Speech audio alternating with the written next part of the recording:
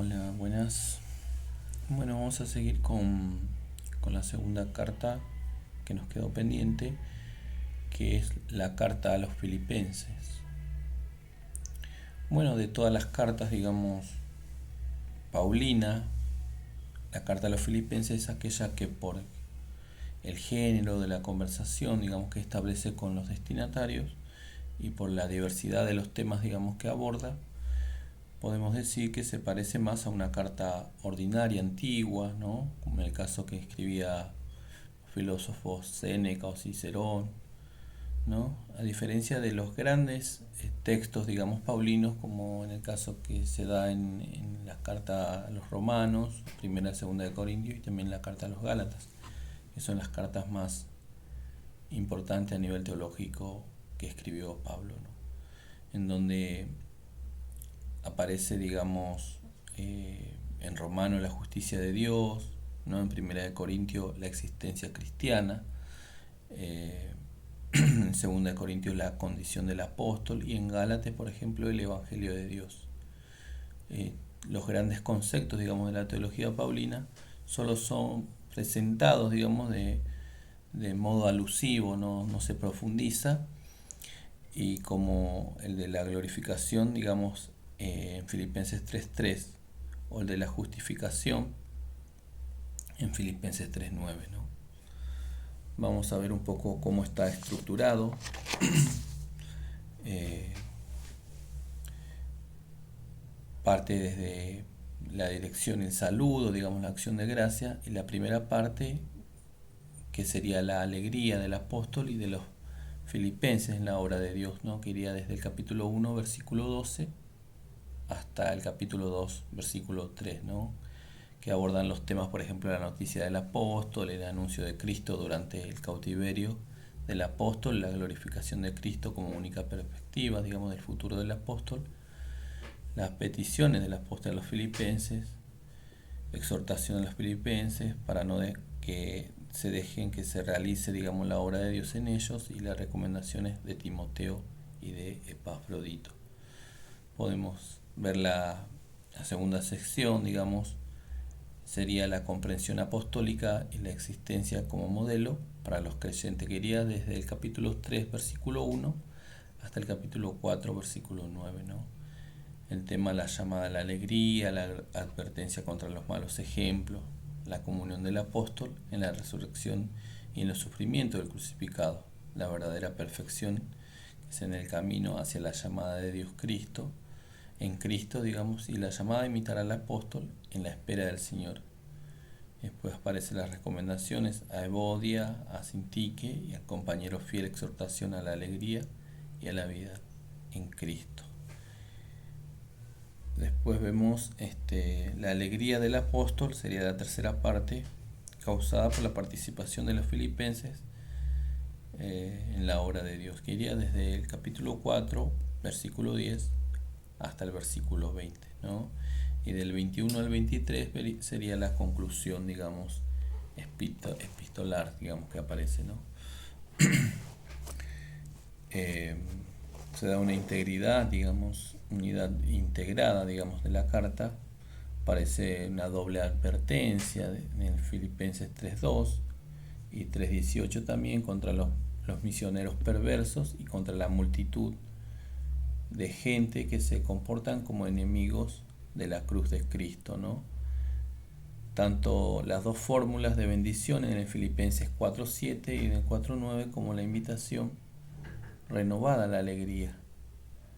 Después de esta doble final, la carta de agradecimiento a Filipenses 4, versículo 10 al 20, introducida de nuevo como una repetición, un leitmotiv, digamos, de la alegría, ¿no? Que siempre se repite en la carta, que estén alegres, ¿no? Es muy particular en esta carta esa repetición. Después hay una hipótesis, y Filipenses como una combinación de varias cartas. Estos generalmente son hipótesis, o una de las hipótesis puede ser que sean dos cartas. Hay otra hipótesis también que puedan ser tres cartas integradas en Filipenses, ¿no? Bueno, hay también las tradiciones que son prepaulinas, ¿no? Por ejemplo, el himno de Filipenses 2, 6 al 11, que conocido por todos nosotros, que dice: el cual, siendo de condición divina, no conoció el ser igual a Dios, sino que se despojó de sí mismo, tomando la condición de esclavo y asumiendo semejanza humana, apareciendo a su porte como hombre, se rebajó a sí mismo, haciéndose obediente hasta la muerte y la muerte en cruz. Por eso Dios lo exaltó y le otorgó el nombre que está sobre todo nombre, para que en el nombre de Jesús toda rodilla se doble, y en el cielo y en la tierra y en los abismos, y toda lengua confiese que Cristo Jesús es el Señor, para la gloria de Dios Padre. Podemos decir que nos introduce el himno como presentación ideal, digamos, religioso y moral del alejamiento, sino como una confesión del señorío que determina la existencia presente, ¿no?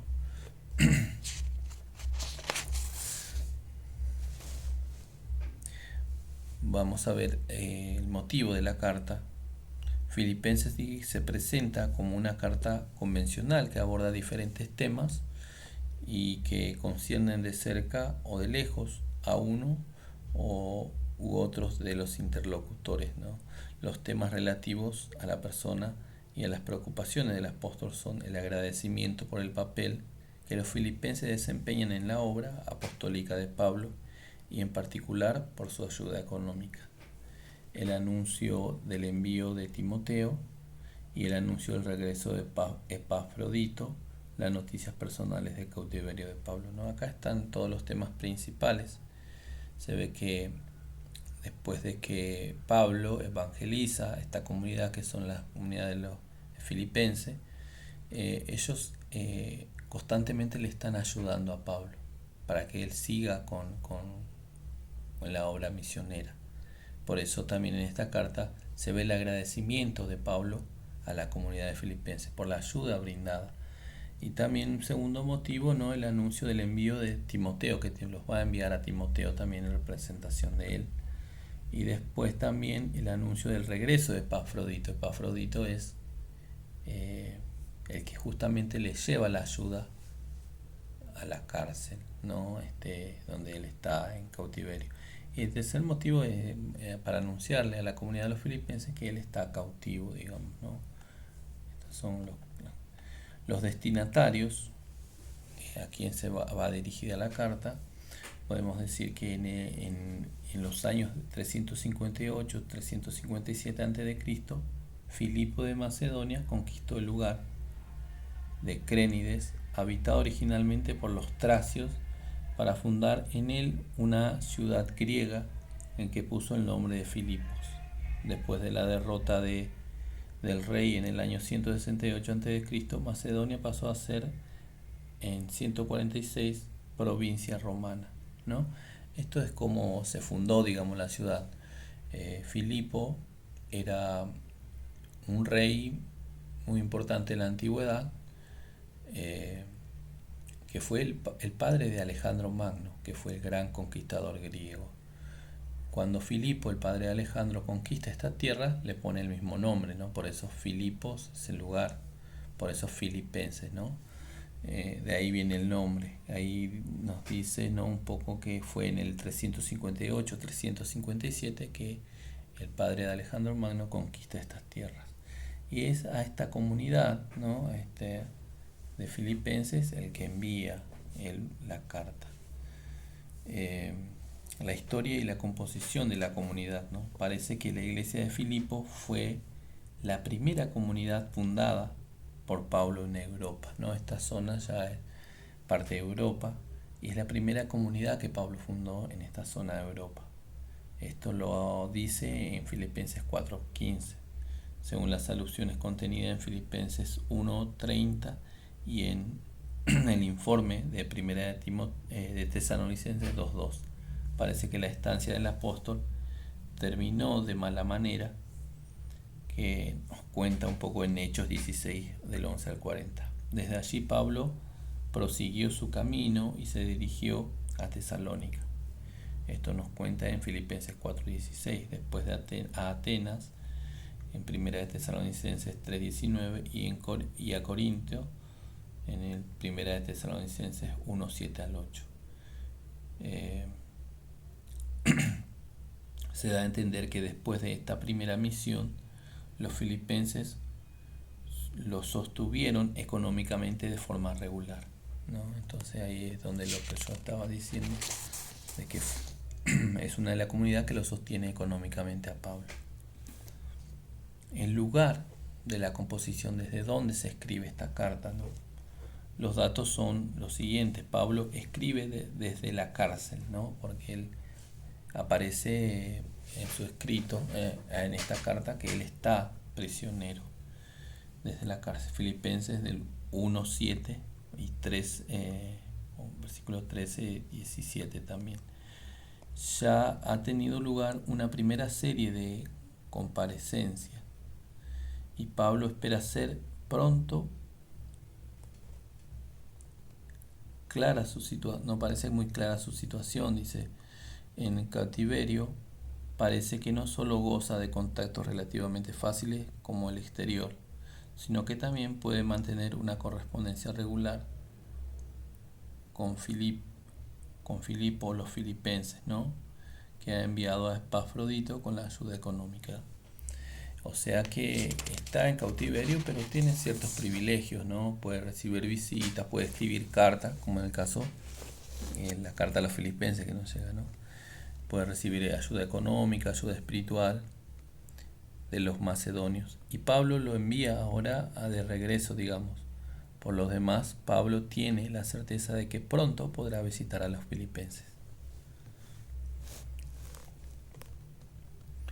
Podemos decir que Pablo es el apóstol y su comunidad, digamos, ¿no? Desde esta acción de gracia, la argumentación de la carta establece como una relación entre el apóstol y su comunidad, que es sistemáticamente mediatizada por la obra de Dios.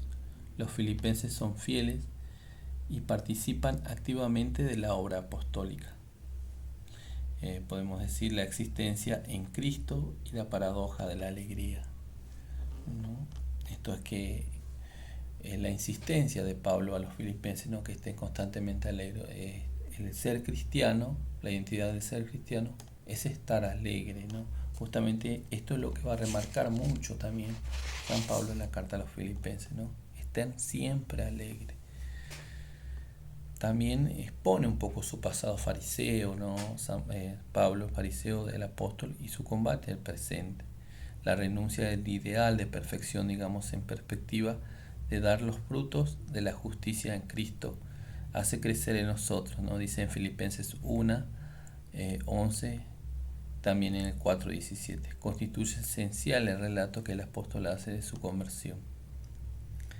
Así que bueno, esto sería como una introducción general a lo que es la carta a los filipenses. Podemos decir que no es una carta con una profundidad teológica como las cartas a los romanos, ni Primera y Segunda de Corintios, ni como Gálatas, pero sí toca estos temas que toca en nuestras cartas, pero no las profundiza mucho. O sea, y podemos destacar también que es la primera comunidad que funda Pablo en la zona de Europa. Así que bueno, en el próximo video vamos a seguir con la tercera carta, que sería la primera de Tesalonicense. Gracias.